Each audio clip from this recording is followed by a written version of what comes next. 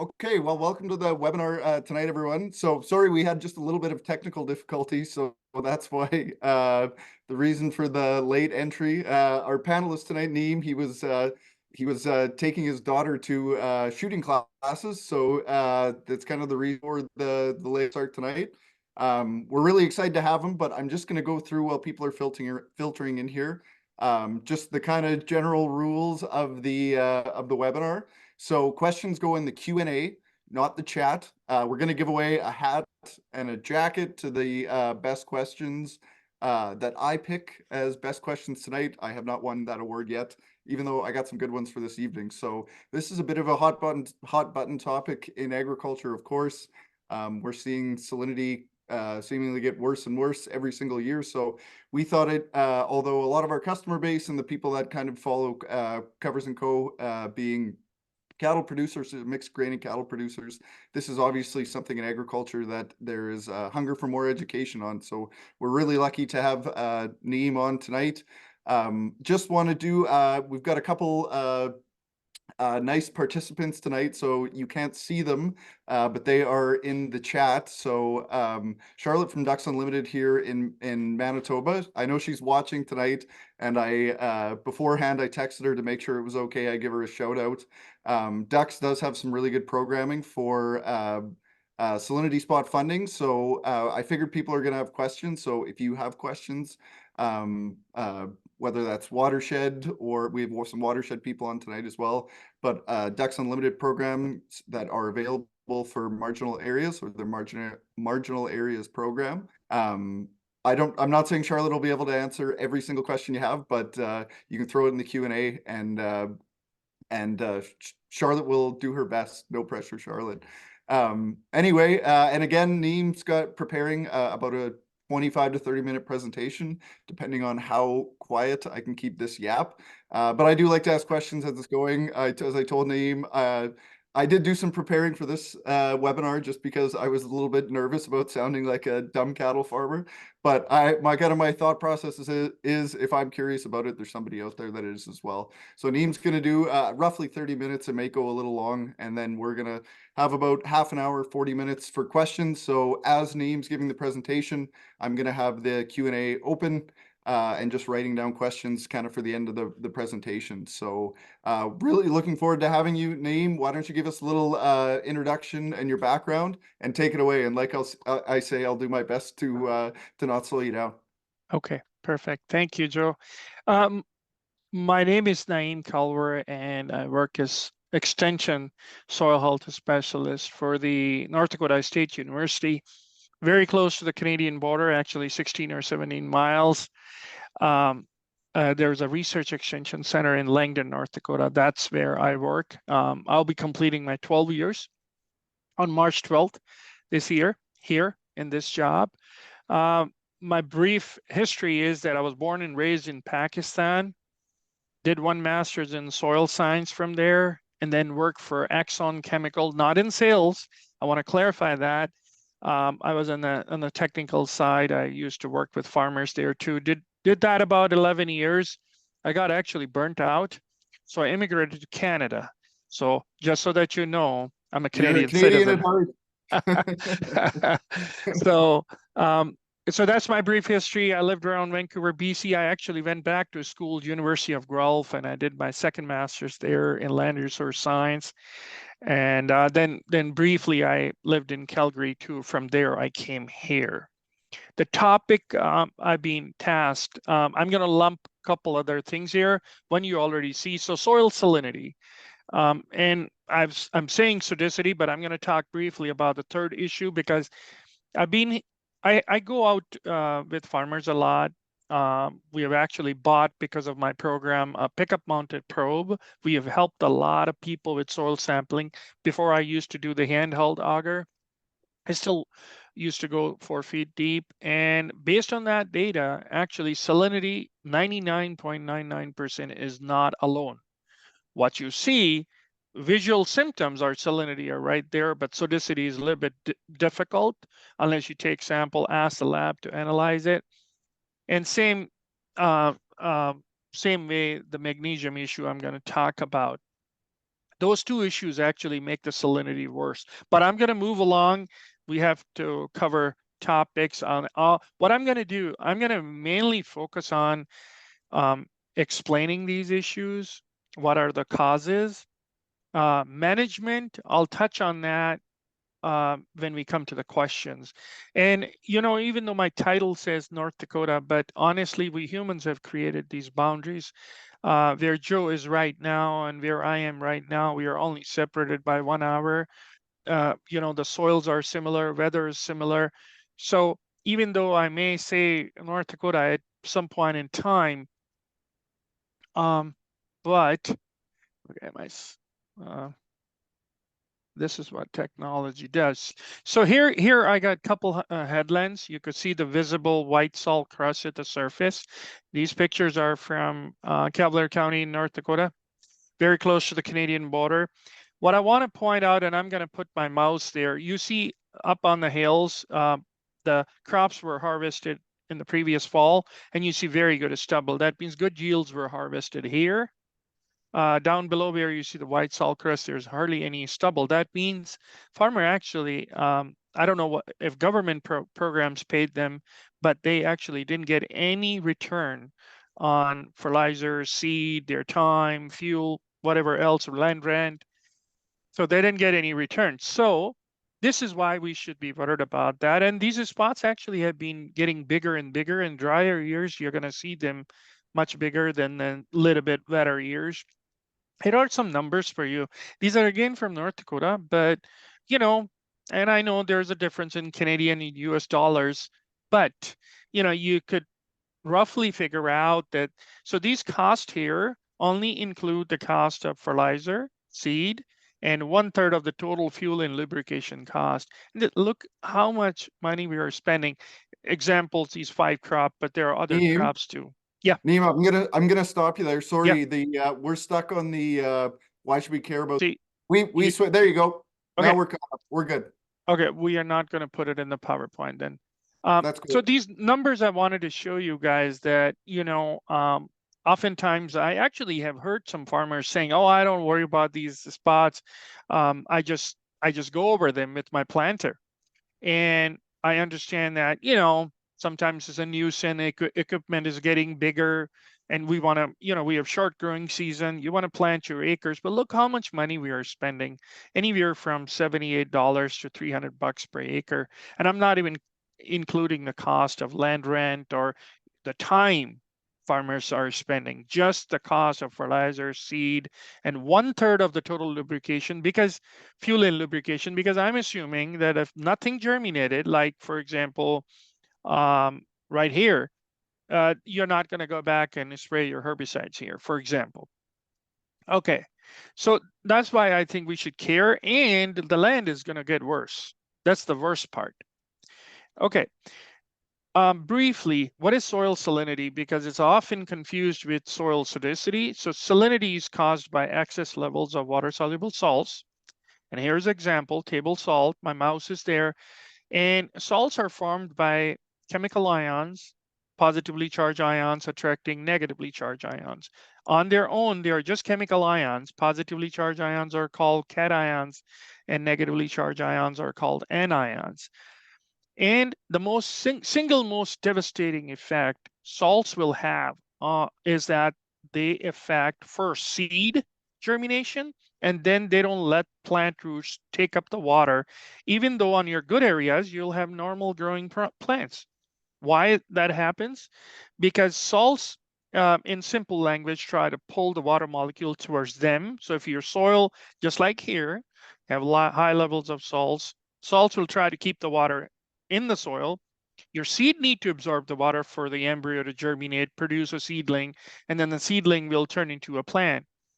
So this is why you will see delayed and poor germination on these white spots. Again, dry weather is going to produce worse results compared to wet weather, because it's all about water competition between salts versus seed and the plants. If it rains, there would be free water available, so that competition would be less intense. That's why we see this effect more prominent in dry years, dry spring, early part of the growing season. You could clearly see most of the time the visual symptoms of salinity, unlike the other two issues I'm going to talk about. So this problem directly affects plants. It doesn't directly affect soils. Everything is interconnected, but the direct effect of salinity or salts is on plants.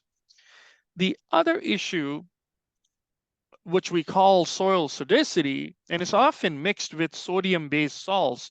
As long as you have, say, sodium-based salts, that means sodium will be attracted to negatively charged ions like chloride, sulfate, carbonate, bicarbonate. It will cause salinity.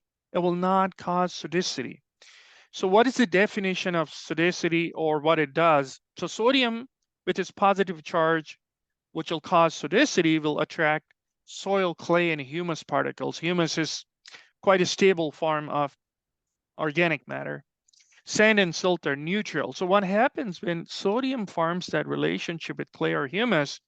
So these are roughly, we are trying to show the aggregates or chunks or lumps of soil particles. Those clay or humus particles will start breaking away from those aggregates. So what you will have is your soil aggregate size will keep getting smaller and smaller and smaller, and your soil will settle in very dense layers. And I like to give an example. So wheat kernels, if you have wheat kernels in a jar or in a bowl, if you look around them, there would be very good porous space. And that porous space is responsible for moving water and air through the soil layers or soil profile. When you grind the wheat kernels, turn it into flour, it will pack up. So that means you essentially lose macropores. So overall numbers of pores are higher in clay versus sand. But the reason sandy soils move water very fast because of the macropores. So when you lose macropores, and mostly we have high clay soils around here, we don't have a lot of pores anyway, macropores, essentially it hurts your water infiltration. So sodicity directly affects soils, but it makes salinity worse. Why? Because if the water is not able to move through the soil profile, salts are also not going to move. Where are salts going to go? Deep down in the soil. And gravitational water, rainwater helps us push those salts into deeper depths. But often sodic spots, that's one thing you could foresee, that those spots will hold water much longer compared to the surrounding areas. And finally, when the water would evaporate or move through the profile, they would be very hard because those layers are going to be packed. The best way to assess this issue is to take soil sample and ask the lab for specific tests. There are specific tests. I'm going to share those with you. And I just want to quickly give you an insight how much this infiltration of water or the water movement can slow down if you have sodicity versus no sodicity. So we have different demonstrations and trials going on at the Langdon Research Center. These are some of the infiltration numbers from our no-till ground. And here's how it looked. So I call this on the left side no-till productive ground. So we grew soybeans, they grew fine. Here, nothing grows. So what are the soil results? So here, if you look at the bottom table, EC stands for electrical conductivity, and that tells us about the total level of water-soluble salts. If you want to assess sodicity, you need to get SAR, or sodium adsorption ratio, checked. Now, EC roughly should be less than 1 in a good soil. So EC is not very good for no-till PG, that stands for productive ground. But the SAR should be 5 or less, or a little bit, up to 6. Now, what is the SAR in the productive ground? So these are results from 3 falls: 4.45, 5.09, 6.58. Okay. I would consider that as a low or no problem, no sodicity issue, or low SAR. The other one, UG, yes, EC is high, salt levels are high. That's why nothing is growing there. But look at what SAR is doing in the first 12 inches. That's what I'm focusing on. 24, 24, and 23, very high. So I'm going to call these sites low SAR, high SAR. So we just, very simple, pound a 6-inch diameter ring, pour some, pre-measured water, deionized, simulate 1 inch of rain. When that is taken up, we time it. And then soil is still saturated, simulate another inch. On the good ground or low SAR, in the fall of 2021, the first inch took a little bit over 2 minutes. Second inch took close to 8.5 minutes. But when we went to the high SAR, the first inch took a little bit over 23 minutes. Second inch took 1 hour, 16 minutes. Look at how much. This is real life. We didn't take the sample, crushed it. This is field conditions, farmer conditions. And by the way, this demonstration, we have a chunk 13.5 acres in no-till and 20.5 acres in conventional till. So it represents farmer fields. Okay, fall 2022, roughly the same results. But fall 2023, we got two different trends here. So because this site has been in no-till since fall 2021, on the low SAR side, actually the infiltration is improving. Not a lot, but look at this. First inch took 1.5 minutes, second inch took 3.5 minutes. But what In my happened to this? experience, those are excellent water infiltration numbers, Very especially good. the second inch number, which normally I leave and come back a half day later and check my second inch. Yeah, but look what happened at the high SAR. First inch took 1 hour, 20 minutes. Second inch took 5 hour, 20 minutes. And I want to confess one thing. Right next to that spot where I got these numbers, like 4 or 5 feet away, 2-3 days back, the first inch took over 6 hours. The second inch took over 18 hours. But I went back and I rechecked because I thought this might be a fluke. So that site probably was even worse. So the bottom line, and this is despite the no-till benefits. And then no-till is not like 5 or we haven't been practicing it for a long time, but still the low SAR site is showing you some positive trends. So just wanted to share that with you. Okay, so similarly, this is my question, and I think a lot of NDSU people are questioning tiling. So this is a picture from our tiling project. We have a very long-term, state-of-the-art project. So we tiled this site in July of 2014. See, tiles are sitting 4 feet below the surface. What is the job of a tile? Drain that excess gravitational water. By the way, tiles collect gravitational water. They do not collect capillary water, which wicks up against the forces of gravity from wet to dry area. That's why you will have those headlands wicking up water up the hill. That's why you will have actually in dry years, salinity levels coming back despite the fact that field is tiled. So these 4 Naeem, feet of, yeah, go ahead. I'm going to ask the question. I know you're going to get to it, Mhm, but this is something mhm, that's always confused me about somebody who loves water infiltration. I mhm, mean, I do dozens mhm, of whole like infiltration tests a year. I mhm. used to do much more, but it's something that always confused me about tile drainage is if the water can't infiltrate past the first 3 inches, how is it going to get 4 feet down? Well, that's exactly the question is. So we are talking about the sodicity issue. And that's what it does to the infiltration. So we are not comparing clays versus sand. We're comparing same clays, not that far from each other. Here on the right-hand side, I'm back to those pictures. Do you guys see that? Yep, we got Okay, you. so here, water hardly moves. I showed you the number. Here, it moves very fast. What's the difference? Not too far away from each other. Here's the difference in the SAR levels. Look, 4.45 versus 24, 5.09 versus 24, 6.58 versus 23. So this is soil chemistry. So if you tiled your field, and this is what so if you do not have any sodicity issue or high magnesium, you're fine. All you need to do is to follow the engineering formulas, how far apart your tiles should be, what should be the depth, whether you put a sock over the tile or no. By the way, tiling companies take samples, but they measure it for texture. That means how much sand, silt, and clay is there. They don't measure it for SER or other things. So and salinity, by the way, salts will not cause any problem soil chemistry wise to slow down that water movement. It's the sodicity part. And we see this time and time again. Again, here are some pictures of our tile project.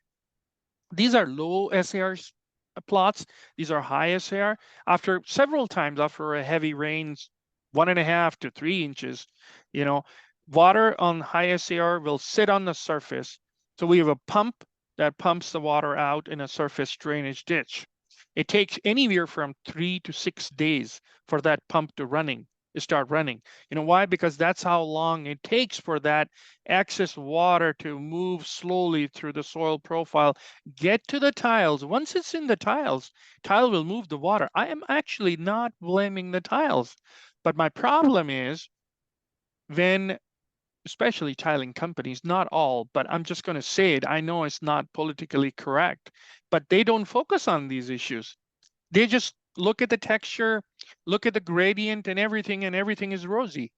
To me, that's a disservice to that business, because under right circumstances, tiling will remove that excess water timely. But there are conditions which prohibit these, you know, tiling system, and farmers have to spend a lot of money. So what I would do if I would be representing a tiling company, I will actually educate the farmers, because what you want is success. Whatever, if somebody's investing money and if they're not getting the results they are expecting, what are they going to do? You will have a disgruntled customer. You know, I'm just going to leave it there. Okay. Quickly, in North Dakota, these sodicity and salinity have been identified as a problem in 1967. So this is a reprint of an NDSU extension bulletin, reprinted in 1967. At that time, it mentioned 1 million acres affected by salinity, 2 million acres affected by sodicity. So we're not talking about nothing new. And again, I'm saying you guys mostly are from Manitoba. It's all the same, you know. Actually, I'm going to show you one Manitoba paper too here, which was printed way back when.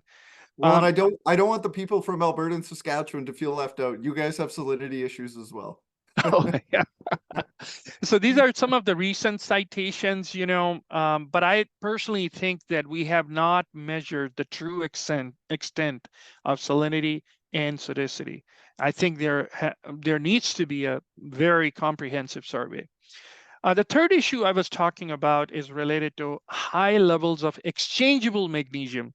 So I want to clarify, I'm not talking about the ratio of calcium versus magnesium from, say, fertility point of view. I'm talking from soil structural point of view.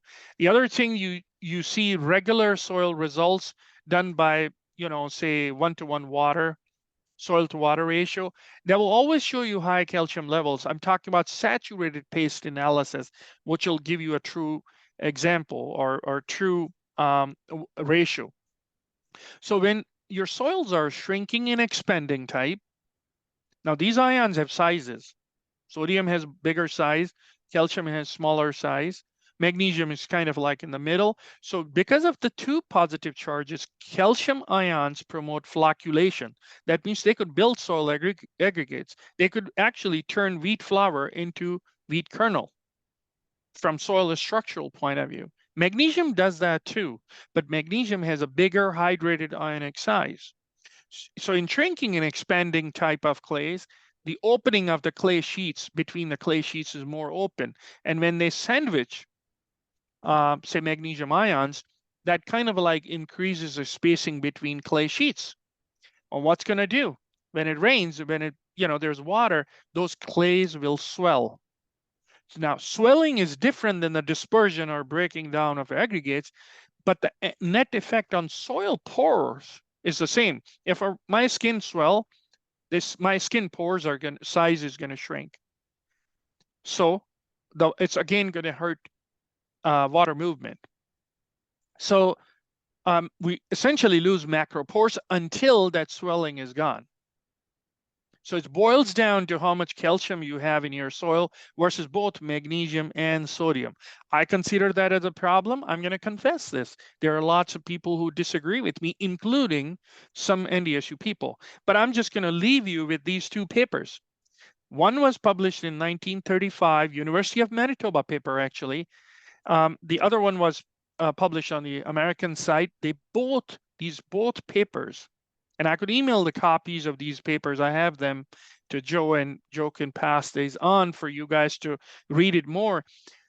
These people in 1935 and 36 recognized that some soils were acting like sodic soils, but they didn't have sodicity issue. they actually had high magnesium levels versus calcium issue. So I'm going to leave it there. Okay, when you see a site like this is very close to Candu actually, right along Highway 281. I think summer of 2016, you could literally see salts blowing. And that was the case. It's the middle of summer. When you see these kind of a sites, can you really guess you have sodicity issue or no? Salinity is right there in our face. Well, I'm going to share soil results from this site. So again, EC is the test for salinity. SAR or sodium absorption ratio is the test for sodicity. Well, EC is not really good. For example, for the first 12 inches, you know, you cannot plant soybeans here, no corn. In a wet year, you may get decent barley growth, but look at how high the sodicity is, 24.54. So sodicity is actually a bigger issue here than salinity. So looks doesn't tell us the whole story. You could have stopped me at any time, Joe. Keep going. I'm just going fast because I'm we I'm already. jotting questions down as you're Okay, going. So, perfect. rather than interrupt you and have a separate tangent, we can yeah, I'm just jotting down, making notes. Perfect. So soil sampling is the best way. You know, when I joined here, I did two things. I bought a 13th edition of the Nature and Properties soil book, which I still haven't finished. I'm very bad at finishing or reading books. I like to buy them. And then I bought a handheld auger to help farmers with sampling, because when they would come to me and say, what should I do? Well, how can I tell them unless I have some numbers in front of me? Then 2018, we got this pickup mounted probe. So the basic, you have to go to the basics, soil sampling, and then asking the lab to do the right test. So here's a list of tests and the methods, which I like. First of all, zone sampling is the best way to assess or sample these kind of wide areas you saw in the pictures. Depending upon the severity, you know, cropping history and landscape, you could create the zones. I always want the farmer there because farmers know more about their land versus say people like me who just got there, you know, because if you don't sample correctly, those numbers do not mean anything. You know, the lab will provide you. In 12-inch increments, why we want to go 3-4 feet deep? You can ask that question. Whereas for fertility, we go 0 to 6 inch, 6 to 24, because most plant nutrients, they're you know, in the first 6 to 8 to 12 inches. The deeper you're going to go, organic matter levels are going to go down. Nitrate levels, yeah, where sugar beets are planted, but generally fertility, you don't need to go that deep for the salts and the sodium and the magnesium. It moves up and down quite a bit with the water. So we want to keep an eye. The first 12 inches are the most important, but you want to know what's going on in the third and fourth foot to take some preventive actions. The first set of samples, you test UC, EC, SAR, and then the negatively charged ions and pH, saturated paste extract method. I've highlighted that. So just keep that in mind. And then if you want to apply some amendments, if it is economically feasible, and you apply amendments for sodium issue or magnesium issue, then you need CEC. First depth is fine through sodium saturation and ammonium extraction method. You have to label the samples clearly, and you have to clearly communicate to the soil lab what kind of a test you want through what kind of a methods. And here's why. So these are two different soil results, and it was 5-6 years ago. On the right-hand side, you have a site which has typical salinity and sodicity combined, and left-hand side, salinity combined with high magnesium level issues. So here's the difference. Why I highlighted the methods. Look at the CEC number. Through run-of-the-mill method, 53.7. Then look at the method I highlighted. Same soil sample analyzed by the same lab. You have two CECs. The difference is the method, 30.6. You see the difference? Yep. Here, the other one on the left-hand side. Run-of-the-mill method, 39.9. The method I highlighted, 16.1. So where do you draw the line? Might as well tell the lab what you want. The true CEC, which is used to calculate the rates of, say, gypsum or beet lime or any kind of soil amendments to fix sodicity, require CEC analyzed by sodium saturation and ammonium extraction method. Also, EC is analyzed by two different methods, 1-to-1, 4. Saturated paste EC, 6.09. You see the difference? Here on the left-hand side, 1-to-1 EC 2.89 and saturated paste EC 6.84. A lot of people try to simplify it. You want to convert 1-to-1 EC multiplied by 2. Depending upon your texture, it could be 2 to 3 times higher. So my problem is I don't like to guess a lot if I could get accurate information. The producers I talk to, they say we are worried about that. Okay, I tell them these methods will cost you a little bit more, but you'll get more accurate numbers. These are the methods actually which researchers used. And they have actually made the comments to me, why are you don't need that for farmer. And I say, well, you do the research to fix farmer fields, correct?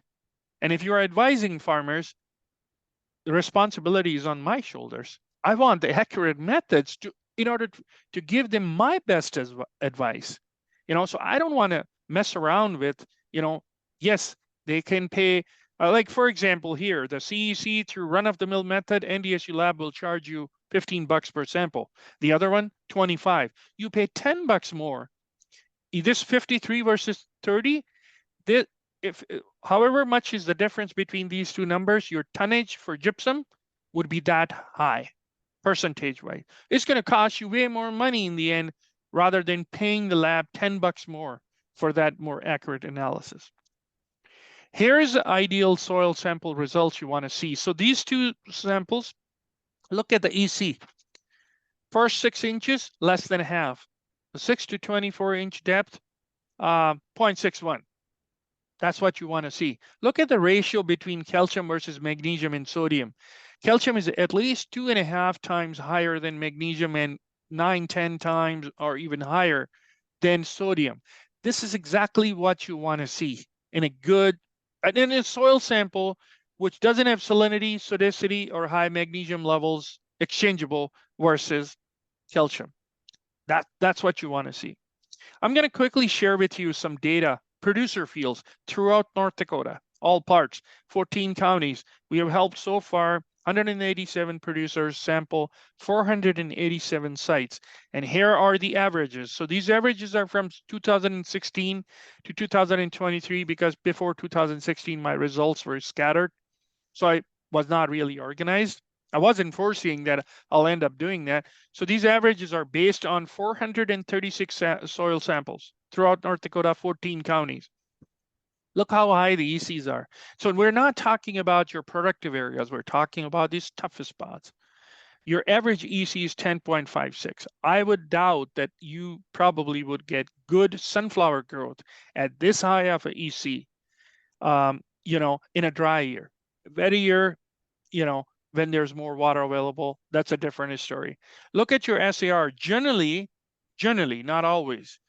The depth where your SAR is going to be high, your EC will be high. So the depth where sodicity is going to be high, your salinity would be high because sodicity is greatly slows down the way water moves. Salts will move with the water in the deeper depths, but if the water is not moving, salts will also not move. That's why we generally, not always, but most of the time, look at the ratio between calcium versus magnesium and sodium. Sodium is the highest, second highest, magnesium lowest is a calcium. You want to see it other way around. In a soil where you don't want to encounter these issues, but it's not the case. So essentially, when you apply amendments to fix sodicity or high magnesium issue, what you're trying to do is to raise calcium levels artificially. Gypsum is calcium sulfate with 2 molecules of water, agriculture grade. You're looking for calcium. B-lime is spent lime, calcium carbonate. You're looking for calcium, so that's what you're trying to do. And I just took these averages and I essentially, use those to come up with some tonnage. So on an average, I have seen anywhere from, so these averages are from the previous slides, CEC and SAR and everything. So you could see 6 tons per acre. but we don't suggest that to farmers. We go by the individual field soil results. I'm going to stop here, Joe, because I think that's what I wanted to cover. Cool. Now, Well, we've got some questions coming in. I got a full page here. yep. Well, there's something that's kind of burning my brain, Naeem. If you wanna stop share. So we've got our Okay. two heads floating, I call it. Yep. Uh, so the first question, and I think it's a fair one. It came up when people are registering. They can ask the participant, what causes salinity and Sodicity spots? I mean, there's lots of talk about high salt fertilizer, lots of talk about tillage, of course. We got a question in the chat talking about 100 years of monoculture. I assume all of these answers are correct, but I'm curious to get your opinion on. Well, first thing is that the soil parent material, the way our soils have formed, there's a lot of salts in the, say, sodium or magnesium versus calcium. That comes from those rocks and minerals through which these soils have been formed. So that's there. Now, other practices make issues worse. For example, if you have salinity issue, for example, the headlands I showed you, if you keep tilling that and planting, say, soybeans there, nothing will grow. That capillary water moves against the forces of gravity. Okay, so it moves from wet to dry area. So a soil where nothing grew, your soil cover, there's no soil cover, and then you tilled it up. So you're increasing evaporation. That means there would be more capillary water. So the salts are there deep down in the soil, but we as humans, our practices are making the problem worse. So we are contributing to that. So if I were a farmer, and I've seen many, headlands, and I'm going to actually believe the roads department too, because I actually have some slides with an example. Within a quarter of a mile distance, there's a 17 feet drop from the south side of Highway 5, 4 or 5 miles east of Langdon to the north side. So what happens? There's a hill, there's a rain, excess water comes in. It want to go to the other side of the highway, cannot go because there's a road, and roads, we have created roadside ditches. Ditches do not flow good. Culvert doesn't complement the natural drainage of the landscape. So water sits there, high spots get drier, and then this water wicks up against the forces of gravity. And it keeps making the headland worse. What are we doing? Since 2017, I've been watching that headland. That farmer keeps planting annual crops which are not growing there at all. So that increases evaporation and there's more capillary water or wicking up of groundwater. So the spot is getting bigger and bigger and bigger, is getting worse. So So summarize your question, there are natural causes, but we have made that worse. So I think a man in your profession is going to get this question quite a bit, and most of the questions in the chat, and to be frank, the ones on my paper have to do with solutions. And I mean, I've known you for quite a few years, and you've made it pretty clear this is going to take some time. It took time for these spots to get like this, and it's going to take time to fix these spots. But maybe touch on there's a really great question from Charlotte here. At what EC level does it start affecting plant growth? And I know that has a variance depending on the species, but what's a good recommendation, maybe from an annual cropping standpoint and a perennial cropping standpoint as far as choosing your species? I'll throw some easy numbers down, but just remember one thing, that every year would be different. In a wet year, you might have some growth, but in a normal, not so dry, not so wet year, roughly, so again, there are two different methods to measure EC. I'm focusing on saturated paste method EC. If you're growing any kind of beans, soybeans, dry beans, pinto beans, you want to see that saturated paste EC number, especially in the surface. Why I'm focusing on the surface, 6 inches or 12 inches, that's where you plant the seed. And we have seen actually, if the surface layer EC levels are low to moderate, the plants have this capability to adopt and keep their roots shallow. They don't go into the deeper depths and produce good yields. But if your surface levels are high, They have nowhere to go. So you want to see those EC levels 1.5, at most 2 for any kinds of beans.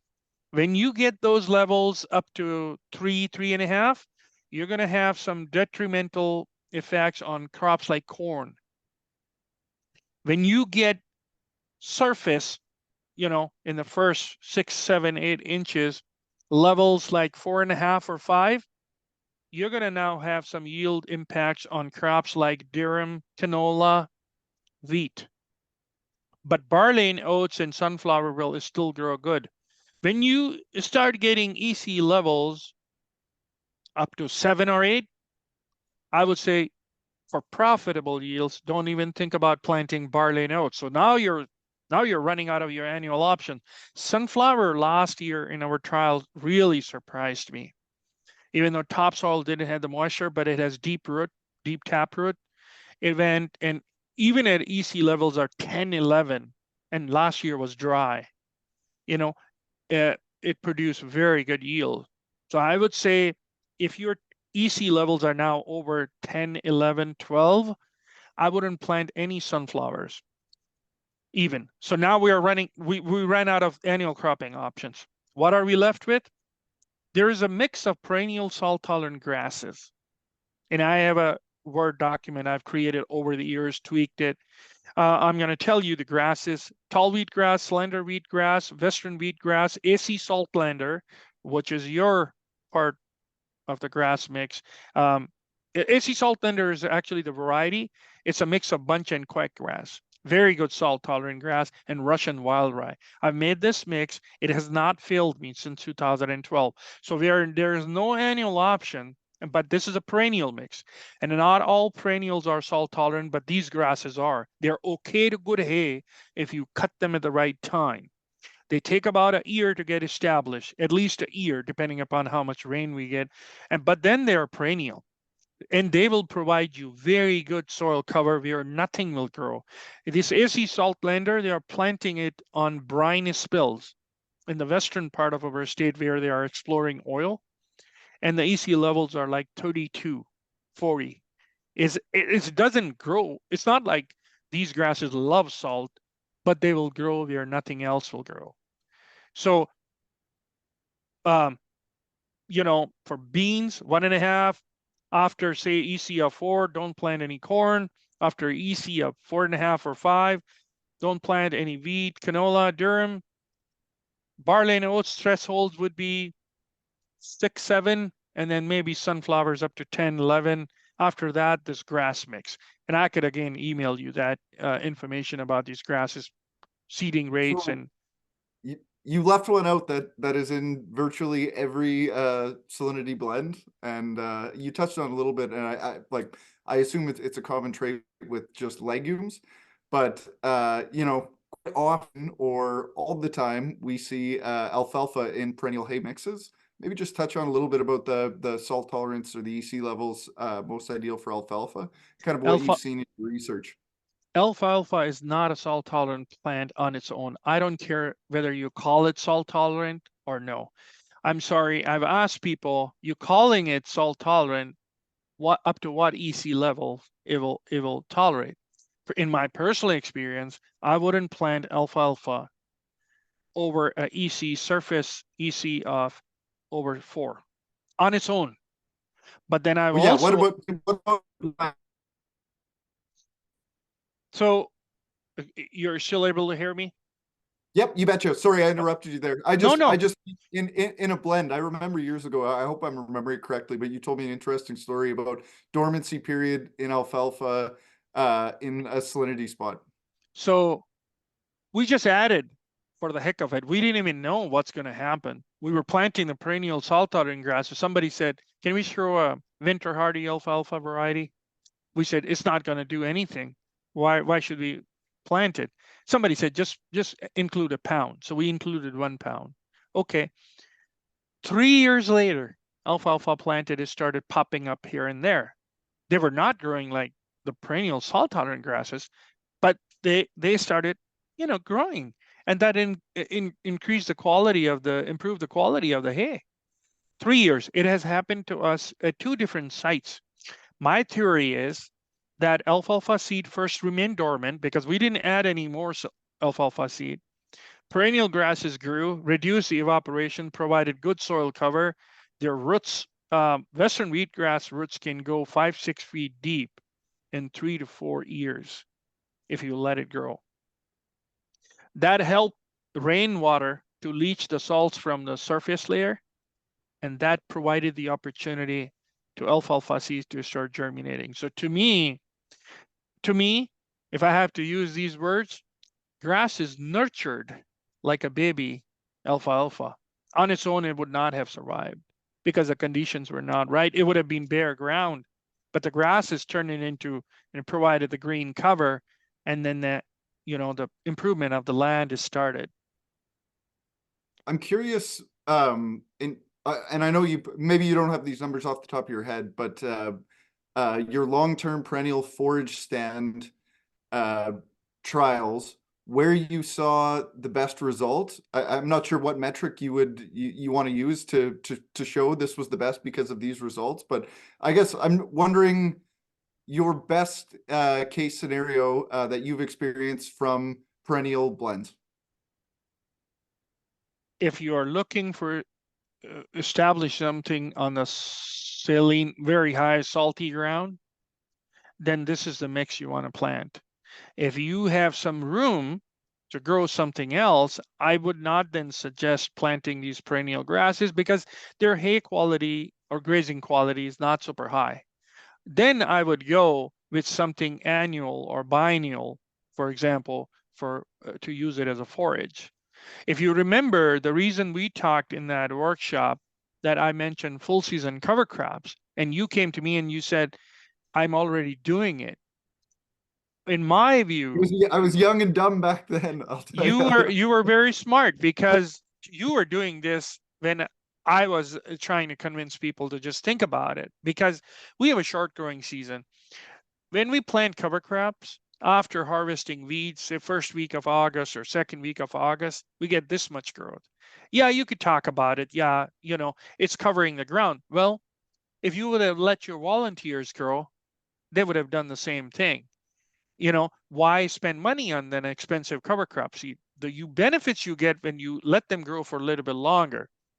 Either prevent plant acres provide you that opportunity, or if you have livestock. My problem here is that we hardly have any livestock in Cavalier County. Because if you have livestock, in my view, and I know some people are saying cows fart, this and that, I'm going to say this very loud. We cannot talk about soil health if I'm not mentioning livestock. The way these soils were formed, prairie grasses and bison. Nobody should forget that. When we talk about greenhouse gases, soils are the biggest sink of the greenhouse gases. Why? If you increase organic matter, that part of the soils, you know, is, like a sponge, it absorbs the gases and everything and keeps them there. How can what's the fastest way to increase organic matter? Livestock manure. You cannot get around it. So if you eliminate livestock, I don't know what's going to happen to our environment, because soils actually filter everything. And the heart and the soul of soils is organic matter. And yeah, I mean, we might not see, like, for example, we have different trials NDSU conducts. Actually, converting organic material into organic matter, like they increase like 1 or 2% in 20 years, takes time. But you have to start the process. And what is the fastest way to get to the end goal? Manure. And I actually get surprised. The benefits of manures were established in 1930s and 40s. And now actually manure is looked down at, you know. So I'm not a weed scientist. I'm not a plant pathologist. I'm only talking about manure from soil health perspective. To me, that's essential, you know. We were at an ag conference a couple weeks ago, and a grain farmer came up to me, and he was interested in soil health, and we were talking about salinity and stuff like that. And he said, "Well, what's the best thing I can do?" And he said, "Before you say it," he said, "I'm not getting cows." And I said, Well, I said, let me give you an example. I said, my wife and I went to Nicaragua over the holidays, and we took a plane. It took us 12 hours to get there. Do you have any idea how long that would take to do on a boat or or on horse and carriage? You'll get there. It's just going to take you a really, really long time. But with that, I do want to give a shout out to the last webinar we did. We did on bale grazing, and this is a personal experience from my farm. My parents bale grazed on the worst white spot. It looked just like from that picture from your video. About 15 years ago, they put about 12 bales out on this land, and to this day, like over a decade later, you can still see the rings. Now, the only thing that grows is a little bit of kochia and little bit of foxtail, but there's still circles in the land where the bales were. I'm curious your thought on, and this will flow into another question, which is also humic acid, but the effect of adding carbon to a system, the, I guess, positive effects or effects in general that you've seen on salinity or Sodicity spots. So mulching, what mulching would do would preserve your moisture. That means that capillary water will not move to the topsoil the way it would move towards a bare soil, which is just exposed to sunlight, and whatever is there is evaporating. So the capillary water is coming to refill those soil pores with the groundwater. And unfortunately, our soils deep down, our groundwater has a lot of salts. So it will just keep increasing. So mulching, their concept was perfect. But same way, again, I'll boil down to organic matter. If you want that topsoil to be wet, preserve the moisture for longer, or increasing organic matter, that would mean add more livestock, not just manure, plant residue, organic material. That would increase your water holding capacity, nutrient holding capacity, and many other benefits. You know, so that will slow down your capillary water movement. When you drive your tractors, mechanical compaction happens. If you have high organic matter soils, they're like a sponge. They will act like a shock absorber. So, uh, the best thing to me, if you planted, say, on those spots, if you plant that perennial salt tolerant grass, that will also show you some benefits, because you have to. I'm not promoting these grasses because they are the best thing that can happen to you, but you have to start from somewhere. The land which is not supporting any obnoxious weeds, even, these grasses will grow. You let it grow for 5, 6, 7 years. Take what you can. You have livestock, so you could actually utilize it in some ways. Once you get to a point where now you could plant, you have more options for planting. I'm not saying you have to plant, keep these grasses forever. Maybe around low area, if you planted the buffer strips, you may want to leave them, because those plant roots are going to intercept that water before it would wick up to the higher, productive ground. You mentioned humic acid. To me, why buy humic acid when you have manure? You add the manure to the soil, your microbes will produce humic acid, and not to mention all the other side benefits, you know. So a pH is a big issue too right now in the western part of our state. They're fighting very acidic pH in the first 3 inches, like 5.1, 5.2. So there's a lot of aluminum toxicity happens. I actually was discussing soil results last Monday with a farmer not too far from here, Edmore, and their pHs were like 8.4, 8.5. That's very high. So both are not good. You want to see your pH in 6.5 to 7.5 range. You could add, say, beet lime or lime to increase soil pH. You could use elemental sulfur, sulfuric acid to lower your pH, but all of these amendments to lower or increase pH is a very temporary effect, 1 or 2 seasons. So you have to keep adding these expensive amendments to your soils.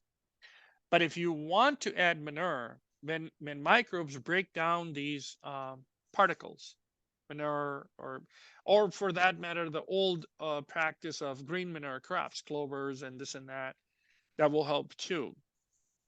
when you do that, those microbes, the byproducts of, so microbes chew on these particles to break them down. There are so many byproducts, so many acids.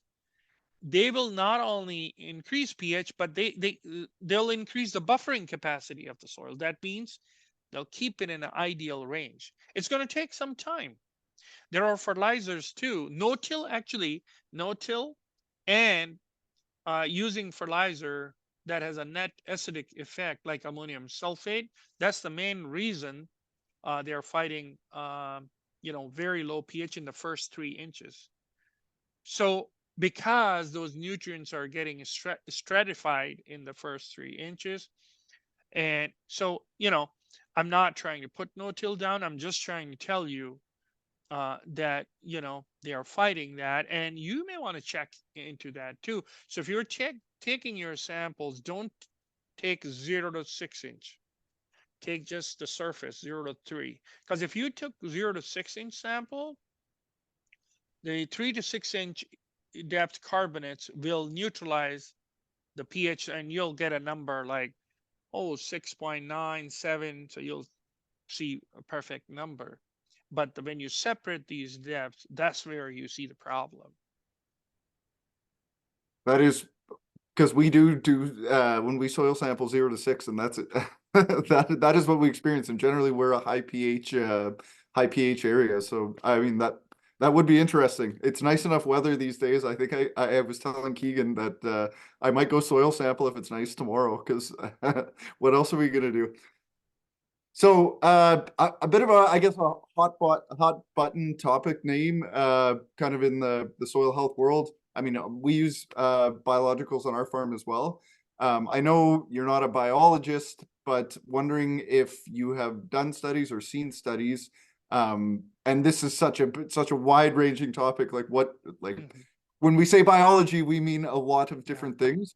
But I mean, I guess active bacteria, or I guess maybe you can even buy, like, you can buy fungi now. Mhm. Just if you've seen any positive effect with the amendment of biology. I have not done that myself. There are other people like Dr. Dave Franzen and other people. Leo Bartlon out of Minot, he joined NDSU 2, 3 years back. He's doing some work. Um, I personally don't like to put products down unless I have personally experienced it. So I cannot say anything to that regard. What I have heard generally, that's a kind of like a catchy word, you know. So a lot of companies are trying to take advantage of that. There might be some products which are good, you know, but there are also a lot of companies which just want to make a quick buck, you know. So just be careful. If you trust the person, and if you want to experiment, you could experiment on a small area, you know, uh, and maybe do some sampling and biological tests before and after to have some real sense. Can you maybe give a recommendation to the people that are on tonight, as far, I mean, what are we testing biological activity with? Well, there are different tests. They say Solvita test too, basically microbial test. But now, if you go dig deeper, there are lots of strains of microbes. For example, you mentioned fungi, mycorrhizae fungi, for example. Now, if you want to check on that, for example, now the sampling for checking fungi or any soil microbes would not be simple like your chemical sampling. You just go take the sample. It doesn't matter. You put the samples in the garage, or they can freeze. They could be warm. Biological samples, you have to freeze them right away, and so the protocol, I think, might even vary what you're going to test. I don't do these kind of a sampling a lot. We had a very good person to do that. Kaylee Gash, she left us for Alaska. She went there to work. But I've done some sampling in 2013 with another soil microbiologist. But it's much more specialized. You have to have the coolers, ice packs, this and that. And then not all labs are equipped to do that. So it depends. Sky is the limit. What you actually want to test. Like if you just want a simple test, this microbial respiration, that's a good test. Yeah, like a Haney. Yeah, Haney test, for example, it will not give you the strains and everything, but it'll just provide you good insight. Quick and dirty. You know, I uh, mean, even something as simple as testing biological respiration on a saline spot that's growing nothing, and then mm, maybe coming back to that exact same spot in 3 years. If you've sown yep, something perennial, the difference will be amazing. Like that is, yeah, we've seen some cool results with Haney soil tests, and to be perfectly honest, we've also seen some results that maybe don't make a lot of sense. I think the key with a Haney soil test is repetition and yeah, understanding conditions and the environment that you're taking the yeah. sample, and of course, always GPS reference your spot so you're A making sure. lot of people put Haney test down to my thinking on that. It gives you one insight. It doesn't give you the whole picture. For If sure. you're just looking for something simple, it's not. Like somebody developed that test, and they put a lot of effort and thought into that. It's not perfect, but it'll give you some data. If you are not looking for a research paper to write, I believe it'll give you good data. But then Well, if you Well, I was gonna I heard Rick Haney on a podcast on invest uh or regenerative agriculture with John Kemp, and it turns out that I mean I was getting frustrated with it and I actually stopped using it. But it turns out I was doing it wrong. His vision of a Haney soil test was to actually be taking repetitive soil tests in the same spot in a living environment, testing the biology in November before we're going to have 6 months or biological respiration in November when we're not going to have a plant growing for 6 or 8 months. It doesn't really tell you a whole lot of what's going to happen 8 months from now. But yeah, learning the biological respiration and some of the mineral solubilization that's going on in real time, whether that's like a soil test once a week throughout the growing season, but that made a lot of sense to me when I heard him say that, because that does, now you're correlating solubilized minerals with biological respiration, which I think tells another story, you know? the thing is, some people like to then start making nitrogen fertilizer recommendations based on Haney test. That's where the problem starts. You're reading I, too much into it. you I know agree with that wholeheartedly. Yeah, I don't know why those two would correlate. Well, we have to talk to, say, Rick Haney about that, but I would assume that it's a good insight about how active your soil is. For It's not, sure. yeah, and if And we could and a just, more active soil is going to capture more atmospheric nitrogen. I yeah. mean, the concept or the theory is there for sure. But then another We thing got is, got yeah, go I'm ahead. just going to say on that topic that if you have more microbes, that means they also require more food. Yes. This is why a lot of people want the nutrient turnaround back from cover crops. Well, if you add more biomass, that means you're adding more microbial population and activity. So first they'll fill up their bellies. They're not going to give it to you. You know, it's in the soil, but they have to feed themselves first. Well, I mean, now you've got me on a tangent, so I'll tell my story. We get a lot of soil tests back from people that are growing full season cover crops, and they're really excited. And they look at this test and they say, "Well, my organic matter was unchanged, or my organic matter went down, from 7.4 to 7.3 or something like that." That could just be testing, but also we take a Haney soil test and we see respirations up fourfold or tenfold. Well, what is biological respiration? CO2. So we've stimulated environment, we've added life, but life Yeah, takes energy, and energy comes from the soil. So this yeah, isn't much like salinity. Organic matter is not a quick fix, and this is going to no, take years and years and years. But doesn't happen unless the biology is there and healthy and has an environment where it can thrive. So yeah. sorry, back on topic. We got a really good question here. What's the best way to raise pH of an acidic soil naturally without lime? Without amendments if lime is just a temporary measure. I'll boil down to, again, try to adopt practices which will help you increase organic matter. Because what a organic so here's a I'll try to simplify it, the buffering capacity of the soil. So you have a checking account, you have a savings account. When when pH is all about hydrogen, how many free hydrogen ions are in the soil, for example. If your pH is low, which is acidic, for example, that means you have too many hydrogen ions. That's why you apply lime. So calcium is not the part which is going to raise your pH. It's the carbonate part. So carbonate is CO3, negative charge. Hydrogen has a positive charge. It'll come together, attract each other, and form bicarbonate, for example. So when you increase your soil buffering capacity, for example, that actually keeps everything in moderation. So if you spend a lot of money from your checking account, you could move then transfer some of the money from your savings into your checking, so you're still able to purchase groceries, for example. Higher is your buffering capacity of your soil, the more resilient your soil would be, whether it's low pH, whether it's a high pH, whether it's a water holding capacity, nutrient capacity, everything. How do you increase buffering capacity? Increase organic matter. Higher is your soil organic matter levels, the higher would be your soil buffering capacity. How do you increase organic matter?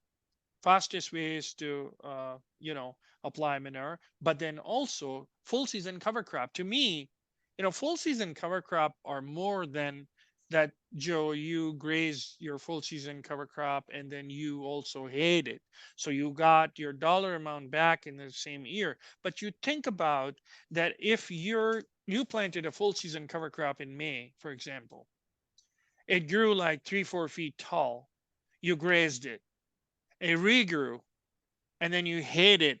Think about how much roots are going deeper. Well, We we are only usually do that. We'll do that in reverse order, but yes, you're preaching the converted for sure. Yeah. so the practices which will help you, any practice which will help you increase organic matter level. Tillage is one part too. No till will help you build organic matter because you opened your soils up.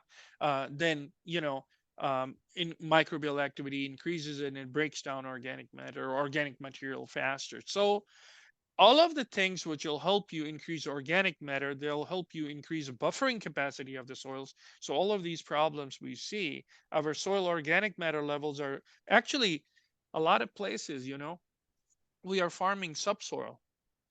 There has been an NDSU study in 2012 where there was a graduate student. One professor led he was the leading scientist. In the they went back to sites which were profiled by NRCS 50 years back. On an average, soils lost 8 to 9 inches of topsoil. And then um, one site lost 17 or 19 inches of topsoil. So with you're losing topsoil, that means you're rapidly losing organic matter level. And that's why we see these, different, problems. If you're farming your subsoil, you're generally not going to have low pH issue. You're going to have high pH issue, because there are more carbonates deep down. The low pH issue, or people are having applying no-till. They're not tilling their soils, and they're applying consistently fertilizer like ammonium sulfate that has a net acidic effect. So sorry, the questions are heating up here, and I'm going to do a little bit of a housekeeping. Uh-huh. Charlotte from Ducks Unlimited offered to put her, if anyone has any questions, Charlotte, if you wouldn't mind putting your email in the chat, I'll give you a jacket if you do. So Charlotte put her contact in there. And then we had a great question. If he didn't Yeah. already have probably several jackets and several hats, I would give it to him, but this is a beauty. So this is from Darwin Gork. Do you see an economic merit in attempting to improve saline areas with amendments, or would you be better off sowing these areas to suitable perennials and simply spending the money on the productive land? So number one, depending upon the soil test, if amendments rates, I don't use the word recommendations anymore, because I have seen half of the amendment rates farmers applied, giving them full results and sometimes no results for 7-8 years, because weather is key. Amendment needs to get dissolved to produce the chemical reaction we are looking for. If your weather dries, amendments can sit in your soil. So here's what I'm going to say. Your perennials do not need amendments help. But if you want to bring annual crops one day, then you should apply some amendments. There's a farmer a little bit west of Langdon. 2012, he planted salt-tolerant alfalfa variety on its own. Nothing grew. We went, took samples. The site needed some amendments. He didn't apply any amendments. He planted the same perennial grass mix with a little bit of alfalfa. That was one of the sites which, alfalfa started growing 3 years after planting. Okay, he kept the grass from 2000 and, he replanted in 2012 that site. 2013 grasses got established. He kept the grasses until 2019. Fabulous stand. Grasses could mislead you because they'll grow where nothing else will grow. Then you could say, oh, if the grasses are growing good, I'm going to kill the grasses, and I'm going to bring in soybeans. Well, this farmer didn't apply any amendments. So grasses were growing good. He has livestock. He fed the grasses, mixing it with other things to improve the quality of the hay. 2019, he tilled in the fall the grasses. 2020, he planted wheat. Beautiful stand. 2021, I think he planted canola or something. 3 years into annual crop, now I see those spots coming back. Okay. So perennials were covering everything. So it depends what your plan for that piece of land. Now, I'm not going to say that it's going to cost you $1,000 per acre. You should go and do that. But if it is costing you, say, $300-400 per acre or $200-300 acre, I'm going to leave you with this thought. As farmers, for example, you guys want to buy more land. Well, all of the quarters you're going to buy, land you're going to buy, they will have some of these acres. So whether you buy new land or no, why not focus on the land you already have, improve it? To me, it's money well spent. But if you have a low area, for example, it's always around pothole or roadside ditch, don't apply any amendments. Just plant the perennial salt tolerant grass mix. But if there's a high productive area, which you think that, one day if this improves, that would be perfect for growing crops, which will make you money, that's where I would apply affordable rates of amendments. But just remember, calcium sulfate with 2 molecules of water, you're looking for calcium. That calcium needs to separate from sulfate. Beet lime, calcium carbonate with beet pulp and a lot of nutrients. Calcium need to separate from carbonate. And obviously beet lime is a little bit less soluble than gypsum, but rainwater, you need that water. If the weather stays dry, your amendments are just going to sit in your soil. So your best bet, affordable best, cheapest bet is plant perennial grasses.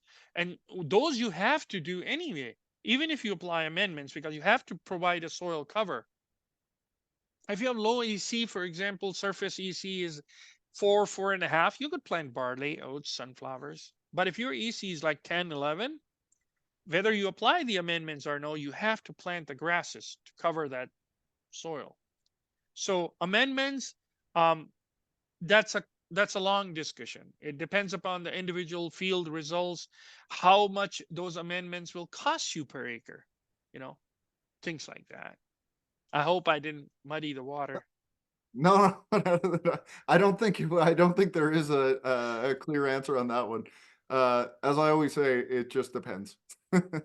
I already gave Charlotte the jacket, so Charlotte, you don't have to put your email in. I'll track you down one of these days. Kevin Judd, you do. I'm gonna give you the hat here because I am curious about this answer. This is something that I've always, I was quite sure that this was to be true, but I'm curious to get your perspective, Naeem. If you get a tolerant plant to grow in these areas, will the soil eventually open up, meaning water infiltration, for the drain tile to lower the salinity at some point? Essentially, can you use plants to improve infiltration, and will that make the drain tile work more effectively? Plants will open up the soil because first, especially the perennials. Perennials' roots are never dead, even right now. above the ground growth dies, but the roots are still growing in the soil. So that's the benefit. So, and wherever the roots are growing, those are the channels for the water and the air. So you're creating soil. I wouldn't say that it would be like earthworm burrows, but they're similar because they're growing, you know. Um, but amendments, if you have very high levels of sodium versus a calcium, that is your soil chemistry, you know. Um, so say if you needed 5 tons, which will be 10,000 pounds, and then 100% pure gypsum ton, for example, there's about 24%, 23 point something percent of calcium, 18% of sulfate, sulfur. That's a lot of calcium, you add. Perennials will have the benefits, but changing the soil chemistry, and it depends what is your starting point. If you have a severe effect of sodicity or other issues, you're not just going to improve your infiltration right away.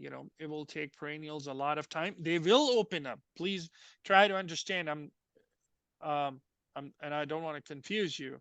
Changing the soil chemistry is also important. In ideal scenario, if it won't cost you a lot of money, I would say apply the amendments and then plant the perennial salt tolerant grasses. But now we have to also look at the practicality. Can we afford it? These are hard questions.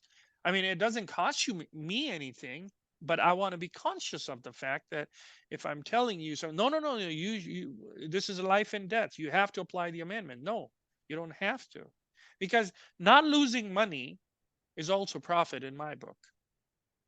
So, um, yes, tiling, I will hold off. I'll ask you one more question. The people who are interested in tiling, what's the biggest main purpose of tiling? To get rid of the excess soil water, which is a gravitational water. What is the weather trend since 2013 around 17 around here? Right. So this is what we are observing from our tiling project.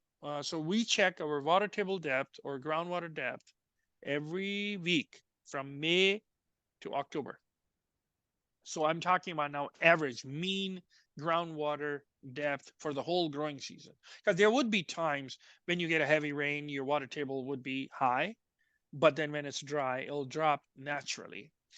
My water table depth since 2017, the average for the whole growing season is below the depth of my tiles, which is 4 feet deep. So this is a question you should ask yourself. Do you need that? So one more question. If you say you don't have the money for the amendments and you still want to tile the land, then what should I say? Well, if you're willing to spend $1,500 per acre, $1,200, and then you say I don't have the money for applying amendments for $300 per acre, you know, You so, you you do know, have the money. yeah, so you do have the money, but under right circumstances, tiling will work. But if we are heading towards a drier cycle, there will always be these, like a wet fall or something like that. There will always be. But on an average, in my view, the way I see the weather trends here, 2016, the wet cycle that started in 1992 or 93, 2016 was kind of the peak of it. After that, we are kind of like heading into a drier cycle. You know, here and there we will have spells. Uh, if you would be getting a year like 2016 on your good land where you don't have sodicity or other issues, I say, yeah, it's worth the investment. But now is not the time. I use this analogy that, I asked a single guy, would you buy a child car seat while you're not even married? And he said, why would I do that? I said, so why do you want a child in dry weather? Save your money and spend it where you get the most. And once we hit a wet cycle, go ahead and do that as long as it works. So I'm going to hopefully ask the final question. I appreciate to everyone that asked questions, but uh, it's getting late here in Manitoba, and Naeem, we're super appreciative of you coming on. I got one, Kevin Judd. Either you put in your email address, or I'm giving the hat to somebody else. But I'm going to ask the last question again. Sorry if I didn't get to all of your questions, but I want to come back to this increase in organic matter, and the best way I know how to increase organic matter on my farm. I mean, from an intensive standpoint, we did a bale grazing 2 weeks ago, a bale grazing webinar, and the results from bale grazing, I mean, it's just mathematics, the sheer amount of carbon that you're importing onto that land. And my question is this: how much you say to start healing these spots, we need to increase organic matter? What is the percentage organic matter increase that we need to see? Of course, that is going to depend. But if I could wave a magic wand and take a salinity spot and add 2% organic matter to that spot through bale grazing, Naeem, in your experience, I guess what is the effect in 2 or 3 years once that residue goes away and we have 2% higher organic matter? And how much longer is that going to last? Essentially, I want to come up eventually with a number of how much we improve the land. So number one on the saline spots, I've seen very high organic matter levels, high fertility levels, but nothing grows. And the problem is the salts and other things. So you have to start with those perennial grasses. They are not legumes, but they'll again provide a good soil cover. That's a good start. That's not our end destination, but that's a good start.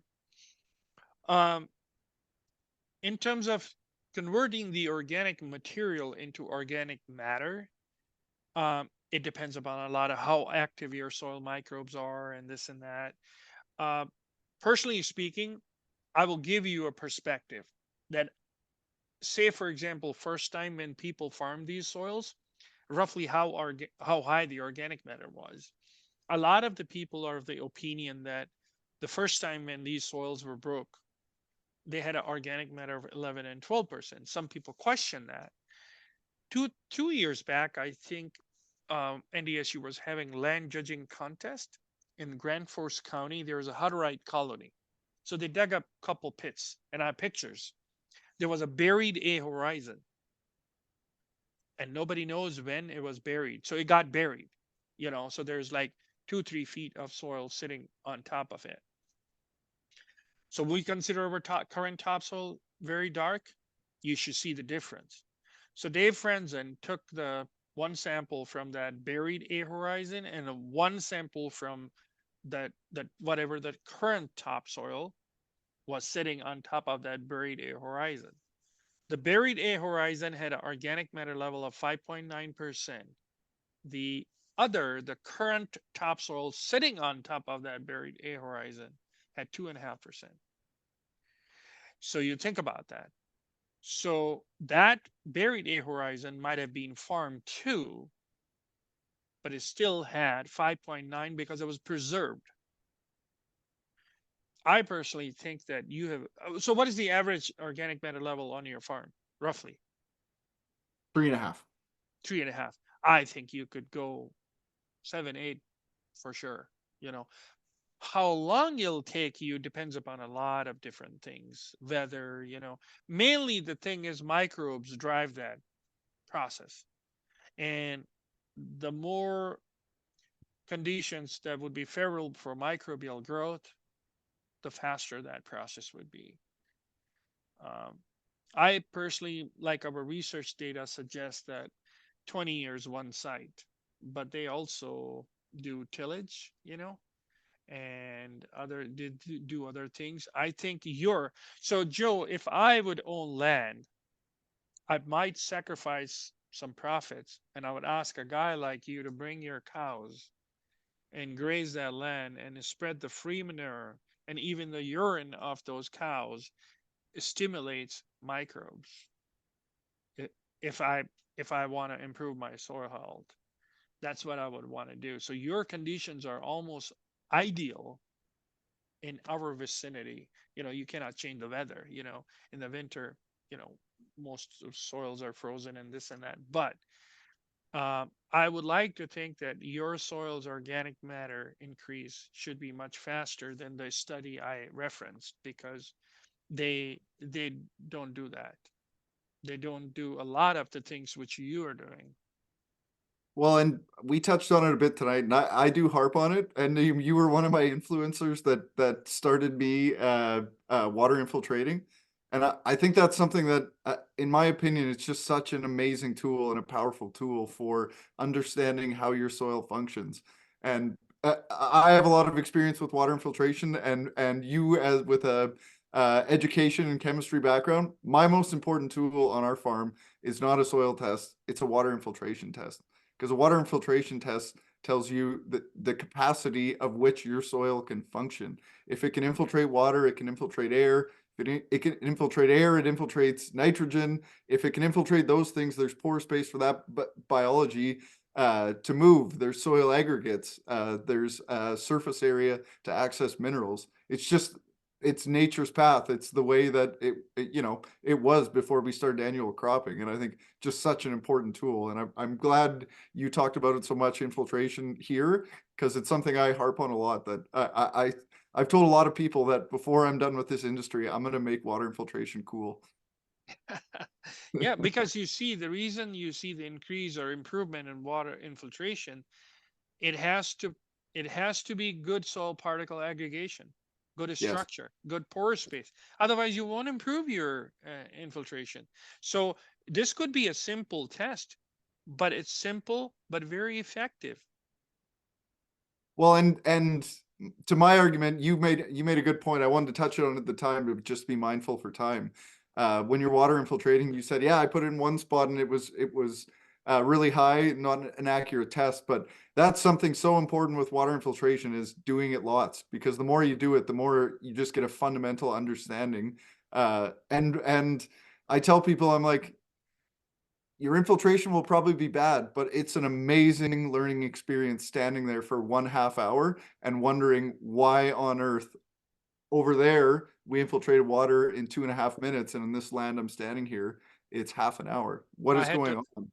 I had to wait for 6 hours this fall, Joe, and I keep promising my wife that I come at within 30 minutes, and I kept breaking the promises because the I couldn't leave the water. I was curious how long it takes, and like I had to turn the headlights on. I had to sit in the pickup to warm myself, you know. And she kept probably thinking, "Are you are the only person who does this kind of a work?" You know. But what should I do? This was a soil, and natural environment. What do you do? You know, Oh, well, from one water infiltration lover to another, don't stop, because I think it's really important data, and important to get that messaging out, because it's a lot of farms don't understand soil tests, but every single farm can do a water infiltration test and yes, fundamentally understand why that is important. Well, Naeem, we've hit our time limit, and I appreciate you coming on. Everyone that, again, I apologize I didn't get to all the questions, but thanks for the interaction, and thanks for coming on. And I'll follow up with you this week. I want to come visit you sometime soon. yep, sounds good. Thank you. Sounds great. Thanks a lot, Naeem. Have a great night, Thank you. and thanks everyone for being on.